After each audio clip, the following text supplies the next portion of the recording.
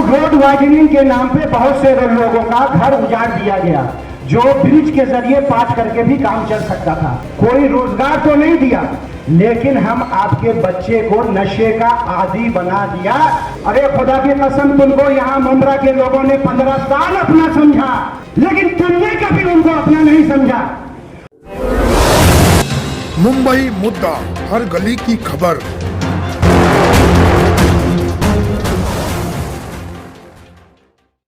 वक्त थोड़ा ज़्यादा हो गया है, इसलिए हमें वक्त थोड़ा ही लेना है। आप हजरात बहुत देर से गालबन बैठे हुए हैं। आज ये मजलिस बुलाई गई है और ये प्रेस कॉन्फ्रेंस नहीं बल्कि प्रेस रिलीज़ है। रिलीज़ और कॉन्फ्रेंस में आप हजरात फ़र्क समझते हैं, और हम यहाँ पर बैठे हुए मंच पे सारे लोगों, जितने भी हमारे उलमाए कराम हैं, उनका मैं बहुत शुक्रगुजार हूँ। ये जितने भी 30-35 उलमाए कराम अपने बावजूद इसके कि इनके कैलूला का वक्त होता है, उसके बावजूद यहाँ पे जमा हैं, हम उनके बहुत मशकूर हैं। और साथ साथ जितने भी हमारे ये जो यहाँ जर्नलिस्ट पत्रकार आए हुए हैं, उनका मैं बहुत तहे दिल से शुक्रिया अदा करता हूँ कि वो तशरीफ़ लाए और ला करके हमारी हिम्मत अफजाई की और हमारे इस प्रेस रिलीज़ को कवर करने की दिक्कतें बर्दाश्त की। आइए अब हम इस बात का शुरुआत करते हैं। ये एक सियासी जो चहल पहल हमारे शहर में मचा हुआ है, उस सिलसिले में शुरू करते हैं। और हम अपनी बात बहुत मुख्तसरन रखना चाहते हैं, क्योंकि यहाँ पे और भी लोग हैं, ताकि सारे लोगों को बोलने का मौका मिल जाए। पहली बात तो ये है कि एक खलफशार ये मचाई जा रही है कि भाई ऐसा बताया जा रहा है, समझाया जा रहा है कि दो ग्रुप है, जैसे एक यहूद का हो और एक नसारा का हो। जो उधर गया वो यहूद और जो इधर रहा वो नसारा या ईमान वाला। एक खलफशार, उनसे पूछिए कि जो लोग कहते हैं कि बीजेपी से आने का हमको डर बैठा रहे हैं, वो क्या चाहते हैं? वो चाहते क्या हैं? सिर्फ डराना या कुछ अमली तौर पे भी करना? यही वो एनसीपी है, यही वो एनसीपी है जो अभी नागालैंड के अंदर डिप्टी स्पीकर किसका है? एनसीपी का है। 7 सीट वहां पर एनसीपी की है, शरद पवार जी की है, और वो बीजेपी के साथ मिलकर के वहां हुकूमत में है। और उनको क्या इख्तियार है कि वो ये कहे कि हम बीजेपी से हम जो है वो डरा रहे हैं कि बीजेपी आ जाएगी और तुम्हारा मस्जिद नोच देगी और लाउडस्पीकर उतरवा देगी और कानून बदल देगी। अरे ये बीजेपी पिछले 10 साल से यहीं पर मोदी सरकार की हुकूमत है, और यहाँ पे जो हिम्मत रखते हैं, चाहे वो एनआरसी का हो चाहे वक्फ का हो, हम उनके साथ खड़े हुए लड़ रहे हैं। ये अवाम है। हमको डराओ मत किसी से, अपनी रोटी मत फेंकने की कोशिश करो तुम ये कह करके कि बीजेपी आएगी, जब तुम्हारी राजनीति ये है और नीति ये है, राज करने की तुम्हारी नीति है, इसके अलावा कोई दूसरी नीति नहीं है। जहां राज करने की नीति है वहां पर तुम बीजेपी के साथ, नागालैंड में तुम हुकूमत के साथ हो, और यहां पर जब तुम्हारी नीति होती है तो हमको ऐसे डराते हो जैसे माँ छोटे बच्चे को जब रोता है रात में तो कहती है भूत आ जाएगा, जिन्नात आ जाएगा, सो जाओ, दूसरे आ जाएंगे, कुछ अलग अलग अल्फाज से कहा जाता है। वैसे ही हमको डराया जाता है और धमकाया जाता है कि तुम्हारा ये हो जाएगा। और ये कहना चाहते हैं वो कि साहब हम आपकी आवाज बने, हम ऑनरशिप नहीं रखेंगे, बल्कि वो हमारी ऑनरशिप अपने पास रखेंगे, और हमें जो है सिर्फ वोट बैंक समझ कर करके वोट बैंक हमको बना करके रखना चाहते हैं। हम इसके मुखालफत करते हैं सरासर उनकी। हम अपनी आवाज खुद बनना चाहते हैं। वो सब इधर उधर की बात ना करें कि फला जगह हमने बोल दिया, वहां आपकी आवाज आई थी, वहां हमने बोल दिया, वहां बोल दिया। अरे भैया एहसान किए हो क्या? ये फॉर्मेलिटी जहां भी जो भी लोग आते हैं, किसी मुस्लिम इलाके से भी अगर उनका होता है तो वो फॉर्मेलिटी निभाई जाती है, ठीक है। लेकिन कुछ अगर ऐसे होते हैं जहां पर मुसलमानों के वोट से नहीं आए, लेकिन उसके बावजूद जब मुसलमानों का हिमायत करते हैं तो उसको काउंट किया जाता है, उसको काउंट किया जाता है। लेकिन जब आप यहीं से आए हैं और आपका बोलना और आपका आगे बढ़ना 2-4 अल्फाज का देना, वो उसे एक फॉर्मेलिटी हम मानते हैं। आते हैं दूसरे टॉपिक के ऊपर कि क्या उन्होंने यहां के लोगों का डेवलपमेंट किया है। क्या बिना कोई वक्त लिए हुए डेवलपमेंट किया है क्या? डेवलपमेंट 3 चीज का नाम है। सबसे पहले इकोनॉमिकल डेवलपमेंट होता है। सबसे पहला इकोनॉमी, हेल्थ को कभी पहले लिया जाता है, कभी एजुकेशन को बाद में लिया जाता है, तो वही हमारा सीक्वेंस भी है। दूसरा हेल्थ, तीसरा एजुकेशन। ये 3 बहुत इंपॉर्टेंट है। ह्यूमन डेवलपमेंट अलग चीज होती है, इंफ्रास्ट्रक्चर डेवलपमेंट अलग चीज होती है। इसको जरा हम समझें कि डेफिनेशन दोनों का बहुत अलग अलग है। हम ह्यूमन डेवलपमेंट की बात कर रहे हैं।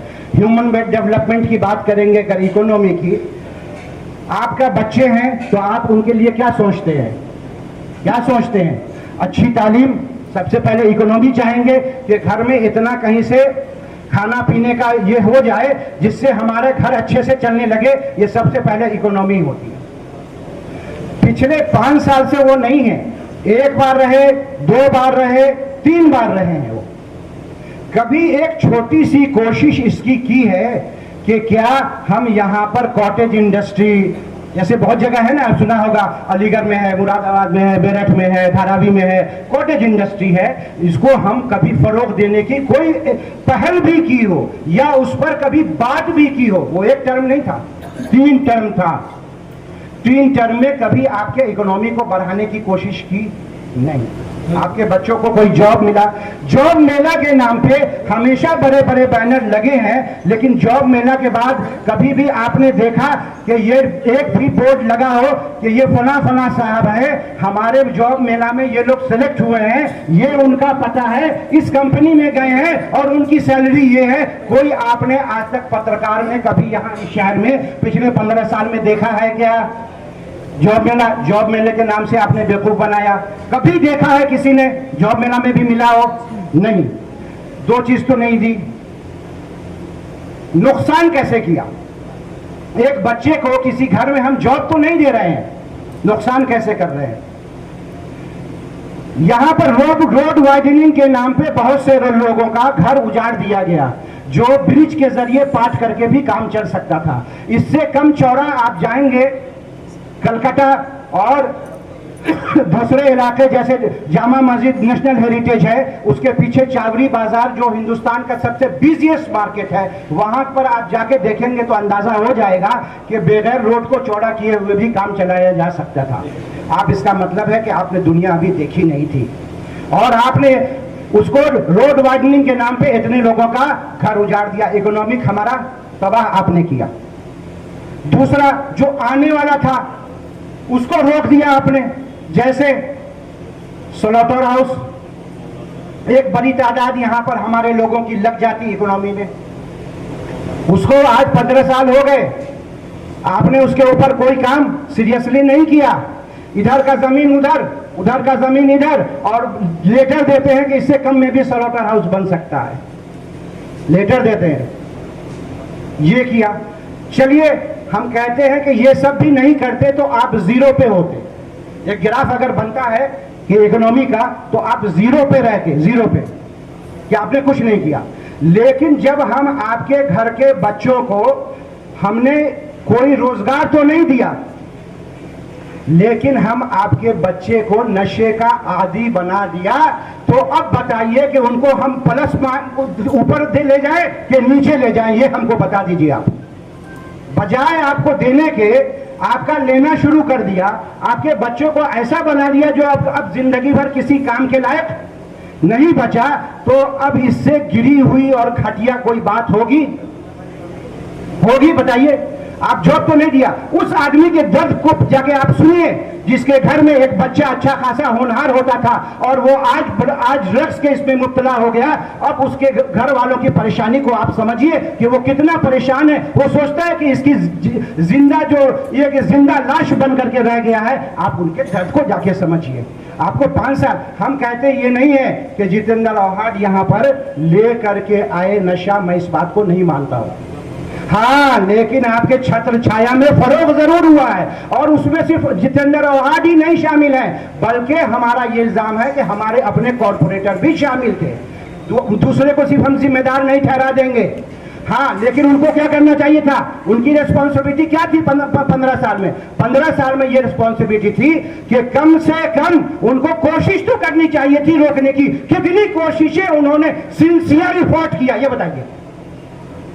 सिंसियर एफर्ट किया हो कि हाँ हमको इसको रोकना है। 5 साल आया गया नहीं, 15 साल से आप है, और आपके आने के बाद यहाँ बहुत फर्क हुआ है। आप कम से कम कोशिश तो किए होते। इंसान की कोशिश पर ही सब सारे के सारे मामले होते हैं। आपने कोशिश कब किया कि उसको रोक दिया जाए? तो ये है हमारे इकोनॉमिक। डिटेल में नहीं जाएंगे, जब कभी किसी को सुनना होगा तो मैं आधा घंटा एक एक टॉपिक पर आपको बता देंगे।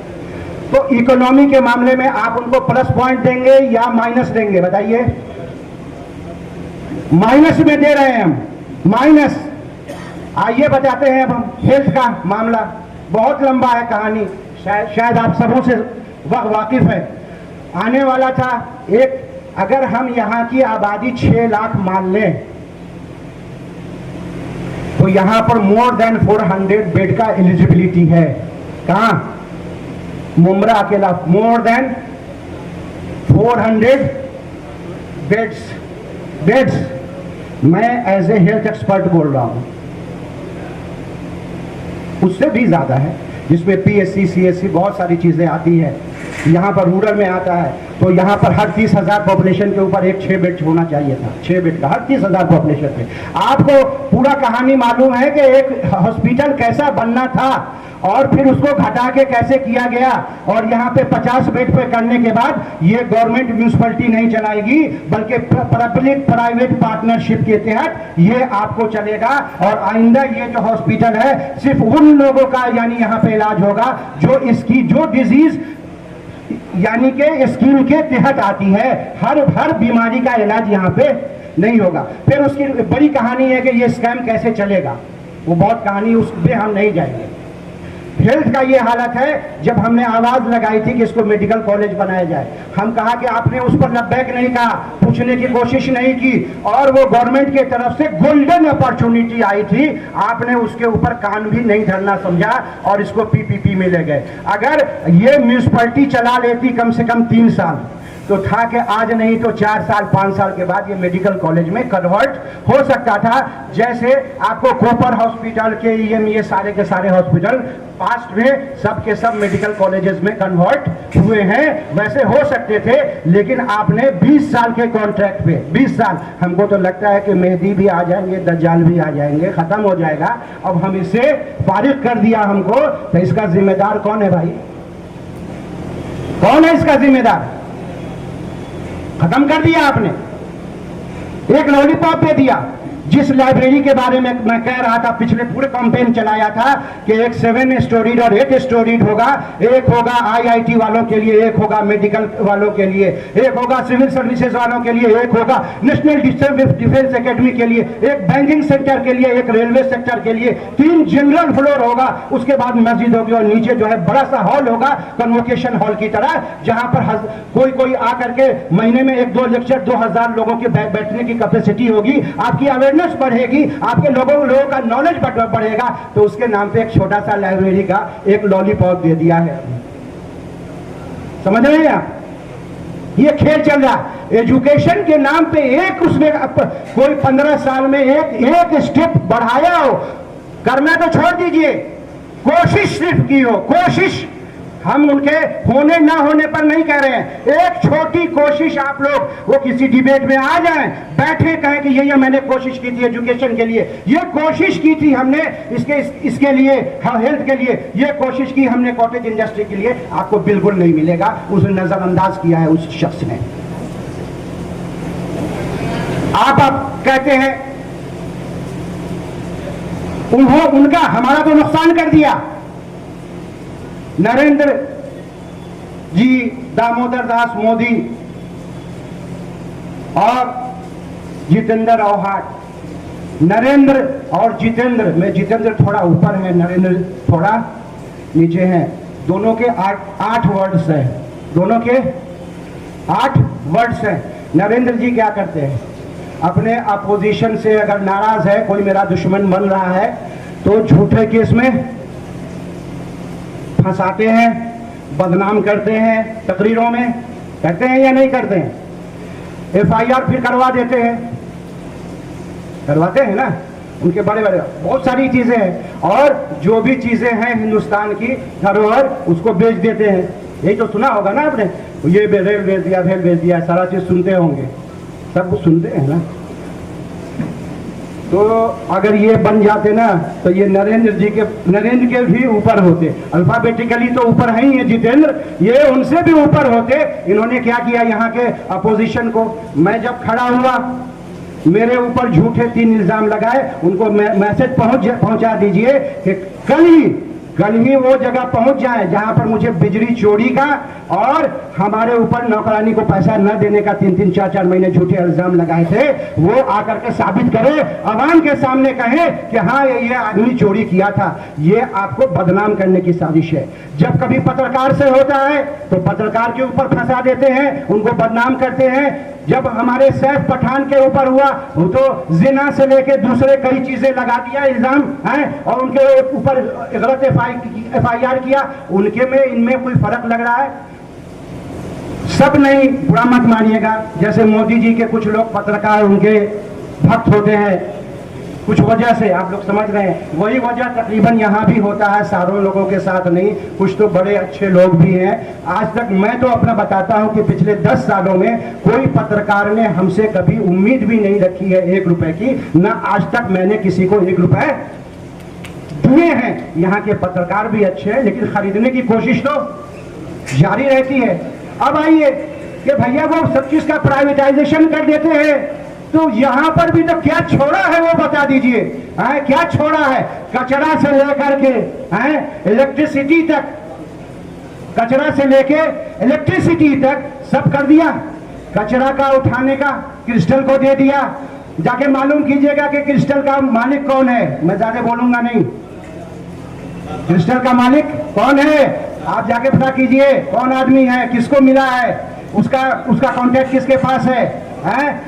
इसको प्राइवेट कर दिया, हॉस्पिटल को प्राइवेट कर दिया, और यहाँ पर हमारा MSEDCL था, इसका पूरा का पूरा आपको पता है कि वेबसाइट के ऊपर लिखा हुआ है कि ये टोरेंट कंपनी जो है NCP को भर करके, है ना, क्या देती है? डोनेशन देती है, इनको देती है, जाकर के देख लीजिए, और ये अपने फायदे के लिए लाए। और कहते हैं रशीद कंपाउंड में जाके, भाई आप लोग कहते हो इस मर्तबा अपने आदमी को, क्या मैं आपका अपना नहीं था? क्या मैं आपका अपना नहीं हूं? अरे खुदा की कसम, तुमको यहां मुमरा के लोगों ने 15 साल अपना समझा, 15 साल तक तुमको अपना समझा, लेकिन तुमने कभी उनको अपना नहीं समझा। वो कौन आदमी है, वो कौन आदमी है घर का जो अपने बच्चे के लिए तो ये सोचता है कि एक कार का जो है शोरूम और उसकी डीलरशिप मिल जाए, और अपने घर के बच्चों के लिए जिसको अपना समझा, तुम उसको नशा का आदी बनाते हो। ये कौन सा अपनापन है? हमको समझा दो आज। ये अपनापन है तुम्हारी? ये अपनापन है? इस अपनापन पे तुमको दिया जाएगा? हमने तुमको अपना समझा था, तुमने कभी हमें अपना नहीं समझा। तुमने हमको हमेशा शिकार बनाया, हमको वोट बैंक समझा। तुमने टोरेंट ला करके दे दिया, हर चीज प्राइवेटाइजेशन कर दिया। यहाँ जो गरीब जनता परेशान है टोरेंट से या दूसरी चीजों से, उससे जाकर के पूछो। इसलिए हमने तुमको हमेशा अपना समझा, तुमने हमको हमेशा नहीं अपना समझा। तुमने हमें हमेशा धोखा दिया यहां रह करके। अब हम तुमसे खैराबाद और गुड बाय करने की कोशिश में लगे हुए हैं, कोशिश में। बाकी तुम आ जाओ अगर सत्ता में, तो समझना कि तुम्हारी मुकद्दर है, अल्लाह ने तुमको बना के भेजा होगा, ठीक है, और हमारी अमाल ऐसे होंगे, वरना हम तो अपनी पूरी कोशिश लगा देंगे इस मर्तबा इंशाअल्लाह ताला कि तुमको कोई वोट ना दे। ऐसे आदमी को वोट देगा जो आपके घर में यहाँ रह करके आप उनको नशा का आदी बनाते हो, वैसे आदमी को वोट देना। आप सोच लो, जिस नशा को खत्म करने के लिए अल्लाह के रसूल सल्लल्लाहु अलैहि वसल्लम जब शुरू में कदम उठाया था, वो नशा तुम यहाँ ला रहे हो। अगर तुम नहीं भी लाए थे तो बंद करने की कोशिश तुम्हारी जिम्मेदारी थी।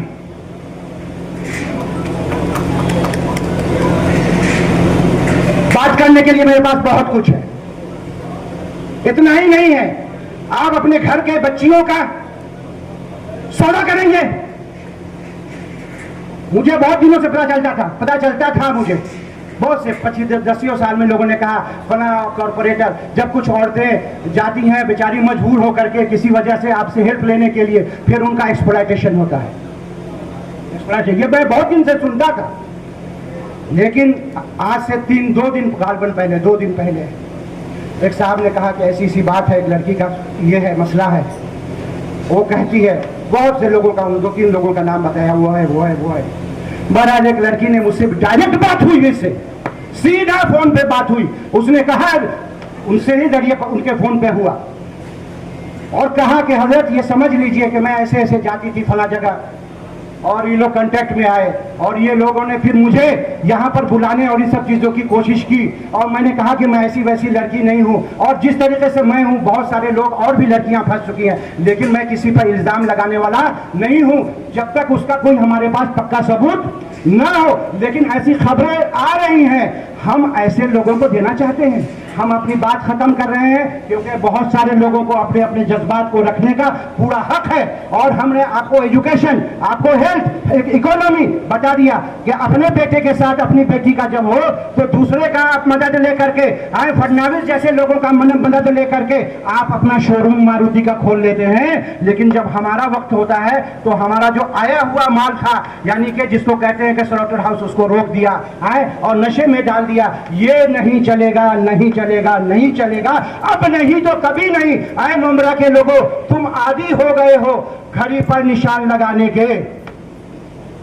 जब घड़ी ने हमारी घड़ी नहीं बदली, हमने आदमी बदल दिया, यानी वक्त घड़ी नहीं बदली, यानी हमारा वक्त नहीं, अच्छे दिन नहीं आए हमारे, हमने वो आदमी बदल दिया है। जाना 20 तारीख को, और जा करके 2 नंबर का बटन जहां है वहीं जा करके लगाना, नहीं तो 1 नंबर का बटन तुम्हारा बैंड बजा देगा। चलिए मैं दूसरे को देता हूं। Thank you. कि आप लोग इस बात रखने के काम में मेरी मदद करेंगे। मैं अपनी बात आपके जरिए अवाम तक पहुंचाना चाहता हूं। आज सबसे बड़ा मुद्दा इस इलेक्शन में जो चल रहा है वो ये कि नजीब मुल्ला भाई को बीजेपी से जोड़ने की कोशिश की जा रही है, एक नाकाम कोशिश की जा रही है, जिसको अवाम मानने को तैयार नहीं है। उसकी वजह यह है कि नजीब मुल्ला अव्वल तो बीजेपी के उम्मीदवार नहीं है, दूसरी अहम बात यह है कि नजीब मुल्ला का चिन्ह वो है जिसको 15 साल से लोग दबाते आ रहे हैं। 15 साल से इसी चिन्ह को लोग दबाते आ रहे हैं, जिसकी वजह से जितेंद्र अवार्ड आमदार बनते थे। यह क्लियर हो गया आप लोगों के सामने कि नजीब मुल्ला जो है बीजेपी के उम्मीदवार नहीं है, नंबर 1। दोस्तों, अब आती है बात फिरका परस्ती की। दूसरा मुद्दा ये चलाया जा रहा है कि अगर नजीब मुल्ला जीतेंगे तो फिरका परस्त लोग आ जाएंगे। कल एक बम्बई में बहुत बड़ी प्रेस कॉन्फ्रेंस हुई। मैं बड़े एहतराम के साथ अदबन कहना चाहता हूं कि हजरत मौलाना सज्जाद नुमानी साहब ने एक बहुत बड़ी प्रेस कॉन्फ्रेंस ली कल बम्बई में, और उन्होंने एक लिस्ट जारी की जो मेरे पास में आई, और मैंने उसको रात में बैठ के तकरीबन 4:30 पौने 5 बजे तक उसको स्टडी किया। मैं आप लोगों से गुजारिश करता हूं कि मेरी इस बात को आप लोग जरा संजीदगी से लें। उसमें 17 से 18 नाम मुझे ऐसे मिले, 17 से 18 नाम मुझे ऐसे मिले जिनको टिकट ना मिलने की वजह से किसी ने 2 तारीख, किसी ने 3 तारीख, किसी ने 1 तारीख को, आज से 10 दिन, 11 दिन, 9 दिन पहले बीजेपी छोड़कर या तो वो कांग्रेस में आके टिकट लिया, बीजेपी छोड़कर या तो वो शरद पवार एनसीपी में आके टिकट लिया, बीजेपी छोड़कर या तो वो उद्धव ठाकरे में आके टिकट लिया। आप समझ रहे हैं मैं क्या कहना चाह रहा हूं? मैं अवाम को यह कहना चाहता हूं कि सज्जाद नुमानी साहब ने जो 269 उम्मीदवारों की अपनी समर्थन डिक्लेयर किया है, उसमें 17 से 18 लोग ऐसे हैं जो आज से 9 दिन 10 दिन पहले फिरका परस्त थे। 9 दिन 10 दिन पहले फिरका परस्त थे। बहुत दूर में नहीं जाऊंगा, आपके और हमारे एकदम करीब का इलाका न्यू बंबई, संदीप नाइक 4 तारीख से पहले फिरका परस्त थे, आज शरद पवार की पार्टी में आकर जो है सेकुलर हो गए। मैं बहुत एहतराम करता हूं, मैं हजरत को काफी सालों से जानता हूं, हत्ता के मेरे घर के कुछ मामला ऐसे हुए हैं, रिश्तेदारी उनके खानदान में हुई है, मैं इस हद तक उनको जानता हूं। हजरत बहुत मासूम है, बहुत मासूम है, बहुत अल्लाह वाले हैं, बहुत सियासत में बारीक बीनी रखते हैं और पूरे महाराष्ट्र की नहीं पूरे हिंदुस्तान की तर्जुमानी करते हैं वो जब भी इलेक्शन लगता है। मैं उनकी बहुत इज्जत करता हूं, लेकिन मैं कहता हूं क्या हर इलाके के अपने मसाइल नहीं है? हर इलाके की हर हल्के की अपनी जरूरत नहीं है? कब तक हम जो है बीजेपी शिवसेना ये कहकर जो है अपनी जरूरतों को मतलब जो है ना हम नजरअंदाज करते रहेंगे? आपको याद होगा 2009 में ये कॉन्स्टिट्यूंसी अलग हुई थी, ये कॉन्स्टिट्यूंसी बेलापुर कहलाती थी और यहां पर 1 के 6 आमदार बने थे, आप लोगों को पता होगा। पहला इलेक्शन यहां पर अशरफ मुल्लानी ने फेस किया, क्या करके उसे रोका गया? मैं आपको याद दिलाना चाहता हूं, यह कहकर रोका गया वोट देने से लोगों को कि ये बीजेपी की बी टीम है, बीजेपी की बी टीम है, लिहाजा इसको वोट दोगे तो बीजेपी आ जाएगी, बीजेपी की बी टीम है। उसके बाद में दूसरा इलेक्शन अल्तमश फैजी साहब ने फेस किया, यहां से क्या कहकर रोका गया?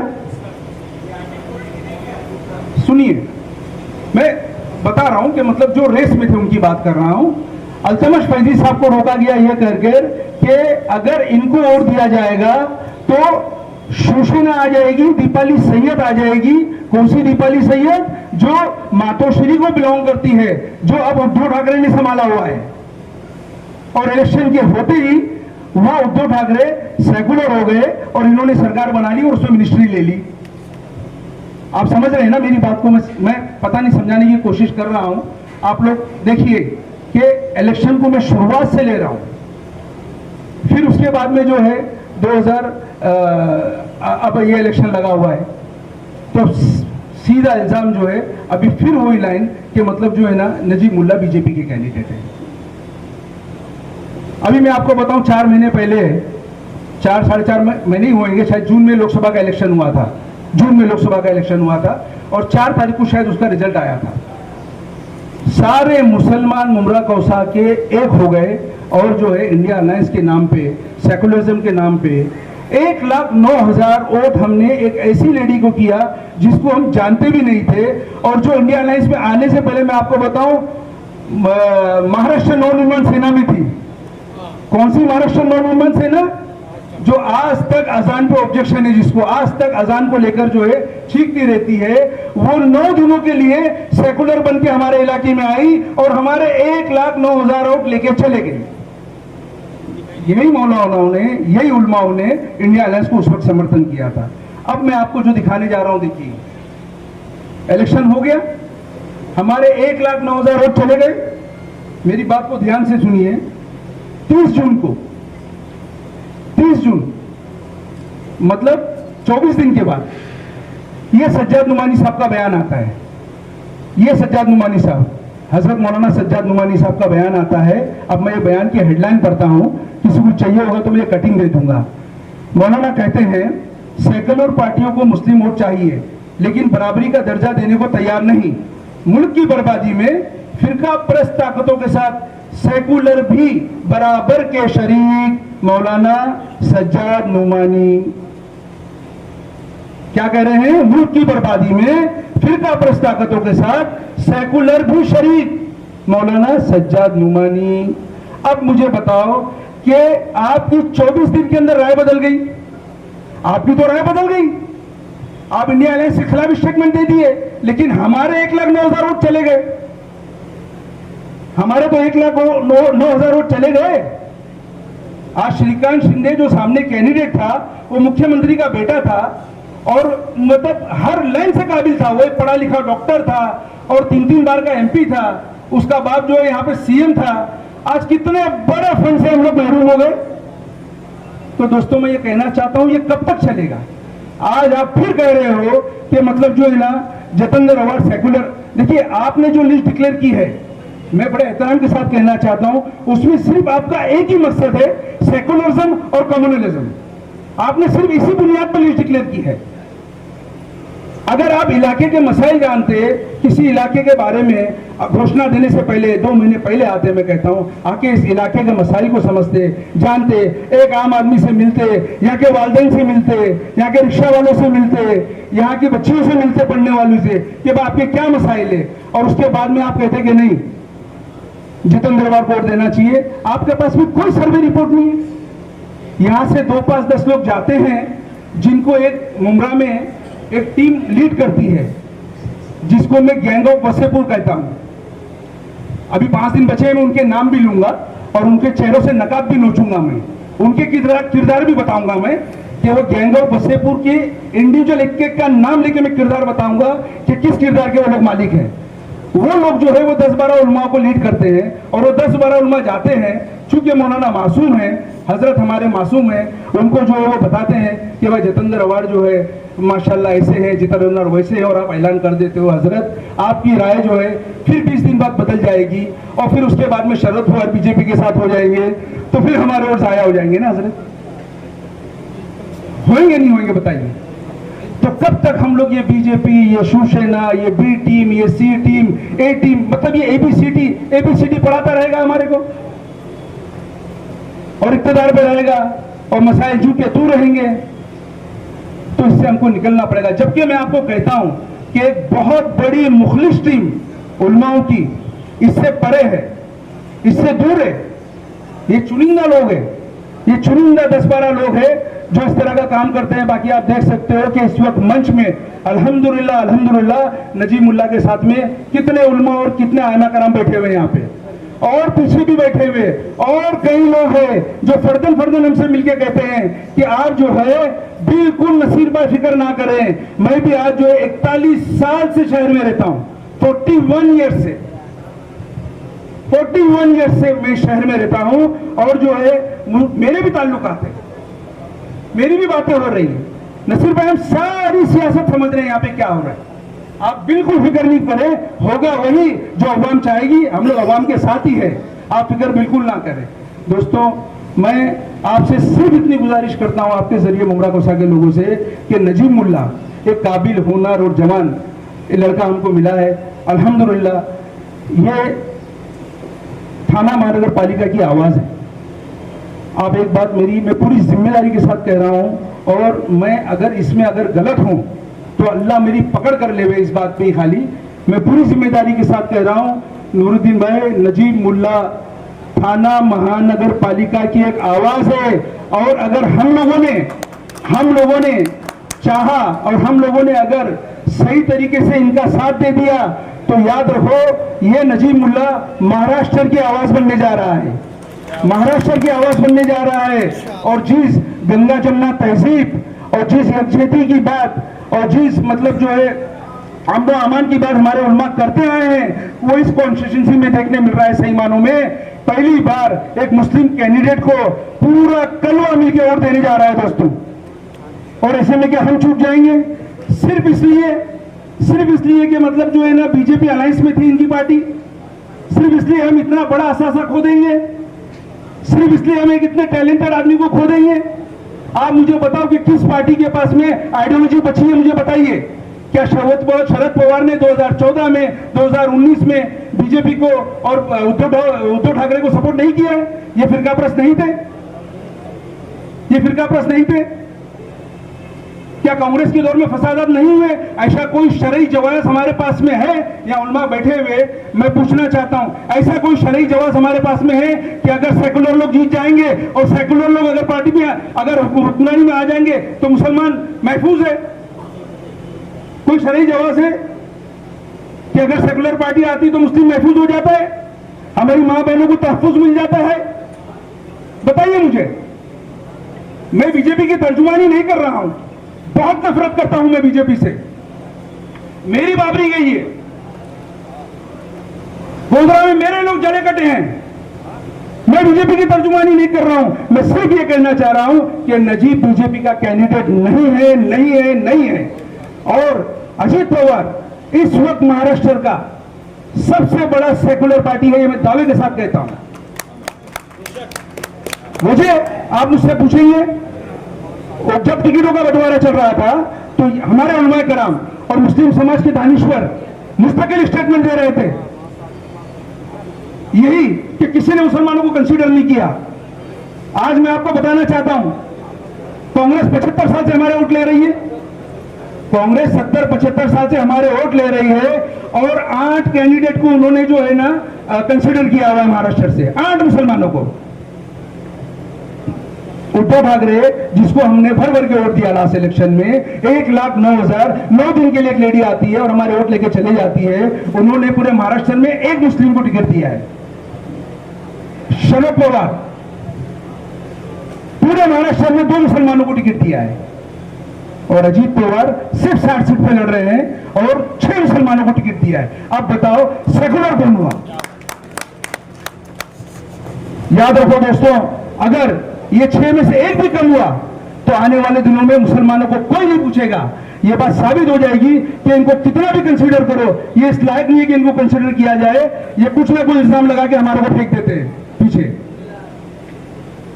मैं गुजारिश करता हूं मुमरा कोसा की आवाम से, जब तक हम डरते रहेंगे ना हमको अपना आमदार मिलेगा, ना हमको कोई लोकल आमदार मिलेगा, क्योंकि लोकल आमदार भी आता है तो उस पर बी टीम और सी टीम का इल्जाम लग जाता है, और कोई हमारा भी अपना आया है तो उसी में इल्जाम लगा रहा है।